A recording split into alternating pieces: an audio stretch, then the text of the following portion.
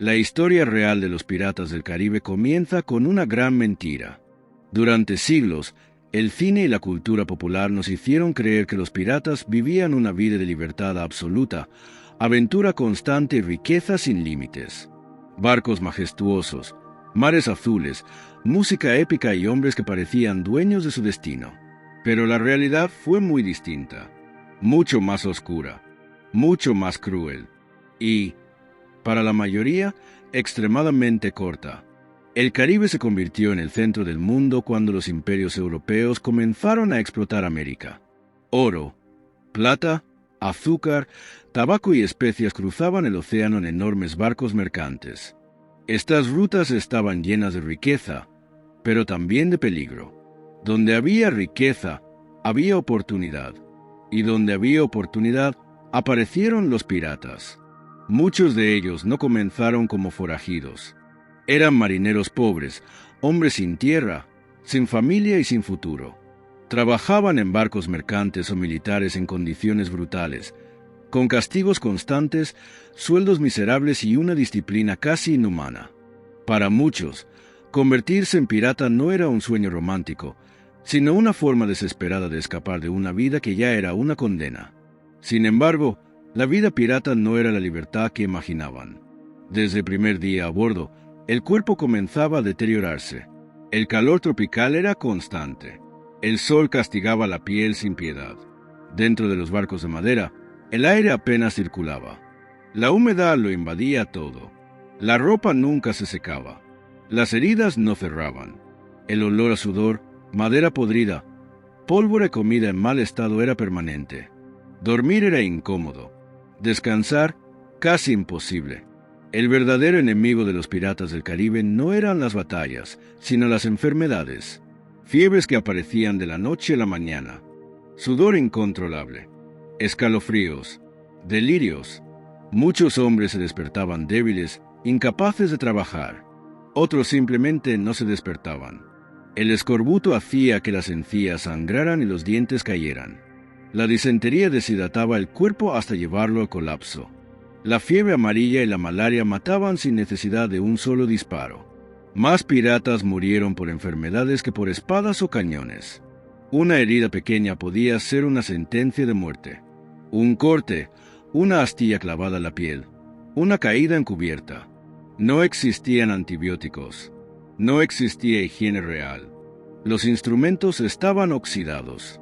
Las manos sucias. Cuando una herida se infectaba, la solución era brutal: amputar. Sin anestesia, sujetando al herido mientras gritaba.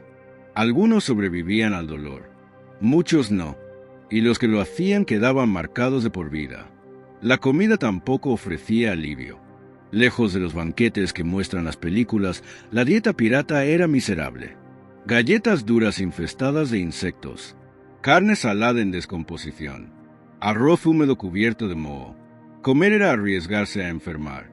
El hambre constante debilitaba el cuerpo y nublaba la mente. Hombres desesperados tomaban decisiones desesperadas.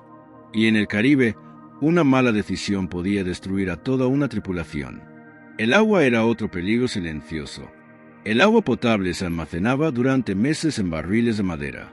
Con el tiempo, se contaminaba con bacterias invisibles, larvas y sedimentos. Beberla podía causar enfermedades graves. No beberla era aún peor. Cada sorbo era una apuesta. Muchos piratas sabían que el agua los enfermaba, pero la sed no dejaba alternativa.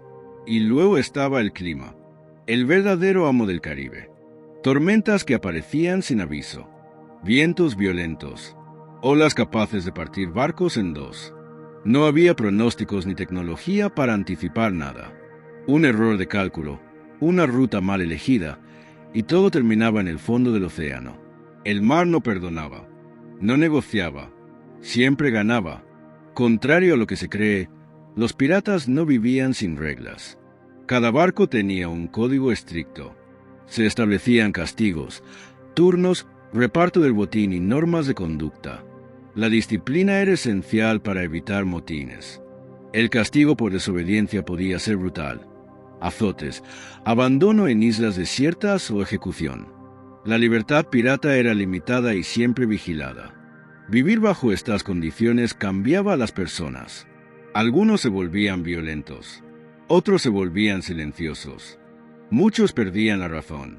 El miedo constante, la cercanía de la muerte y la incertidumbre diaria destruían la mente tanto como el cuerpo. Muchos piratas no morían en combate, sino lentamente, consumidos por la desesperación. Entonces surge la gran pregunta: si la vida pirata era tan terrible, ¿por qué tantos hombres la eligieron? La respuesta es incómoda, porque en tierra firme la vida podía ser aún peor. Hambre extrema, esclavitud, trabajos forzados, guerras imperiales que no ofrecían salida. Para muchos, el Caribe no representaba una vida mejor, sino la única posibilidad de escapar de una muerte segura. Con el paso del tiempo, los imperios europeos decidieron acabar con la piratería. Fortalecieron sus armadas, ofrecieron recompensas y realizaron ejecuciones públicas para infundir miedo. Poco a poco, la edad de oro de la piratería llegó a su fin. La mayoría de los piratas murió joven. Muy pocos lograron retirarse. La gran mayoría desapareció, sin nombre ni tumba.